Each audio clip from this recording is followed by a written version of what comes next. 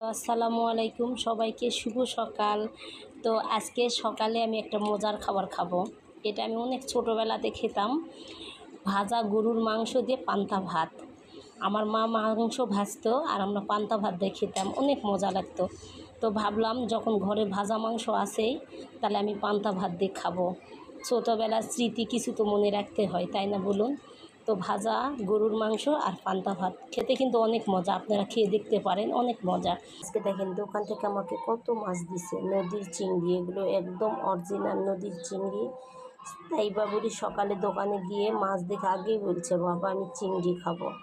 তো বাবাকে নিয়ে বলছে, বাবা কি আর না দেয়? তো দেখেন কত চিংড়ি দিছে, অনেক। আর ইলিশ তো বন্ধ হয়ে যাবে, ওই জন্য একটু ইলিশ বেশি করেই দিছে, রেখে দিব, পরে খাওয়া হবে। আর মেয়েদের আজকে চিকেন ভেজে দিব।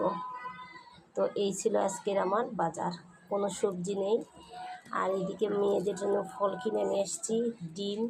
আমার মেয়েদের বিকেলের নাস্তাতে সুজি লাগে, ওদের সুজির পিঠা ভেজে দিই। তো জন্য সুজি শেষ হয়ে গেছে, সুজি নিয়ে আসলাম। এই বাজার ছিল, দেখতে থাকেন কী কী রান্না করি আজকে আমি। ওটা ধোয়া সব রেডি রান্নার জন্য, সব ধুয়ে রেডি করে ফেলছি। দেখি আদা রসুন নাই, তো ঝটপট আদা রসুনটাও ব্লেন্ডার করে নিয়ে আসলাম। রান্না করতে করতে বাচ্চাদের জন্য একটু বেদেনা নিয়ে আসলাম, যে ওরা খাবে। তো দেখেন ছাউদা কত ভালোবাসে বোনকে, আগে বোনের হাতেই দিলে। যে আর আমার মেয়ে দেখেন লেকলেস পরছে, খেলতেছিল গলায় লেকলেস দিয়ে। আর এদিকে তা দিলাম ছাউদাকেও, কারণ এদের ভাগ করেই দিতে হবে, না হলে কিন্তু ওরা যত ভালো তত ওরা দুষ্টু লেগে যাবে। তো এই জন্যে দুই বোনকে দিলাম যে তোমরা খাও, আমি রান্না করি। পাশে বেগুন আলু কষাতে দিচ্ছি, ইলিশ মাছ রান্না করব। বেগুন আলু দিয়ে আমরা ইলিশ মাছটা বেশি পছন্দ করি। তো এদিকে তরকারি কষানো হচ্ছে আর এদিকে মাছ ভাজা হচ্ছে। তো আমি মাছ সব রেখে দিচ্ছি, একটা মাছই রান্না করলাম, বেশি রান্না করে তো লাভ নেই। এই যে ইলিশ মাছ না ভাজা রান্না করলাম, আবার খেতে পারি না। তো হয়ে গেছে রান্না সব কিছু। আজকে আমার এই ছিল দুপুরে রান্না, ইলিশ মাছ বেগুন আলু দিয়ে ঝোল আর চিংড়ি মাছের ভুনা। তো আজকের আমার এই রান্নাগুলো কেমন হয়েছে সবাই কিন্তু অবশ্যই কমেন্ট করে বলবেন। আর এদিকে তাইবার খিদাও লেগে গেছে, তো তাইবাকে আমি খেতে দিব।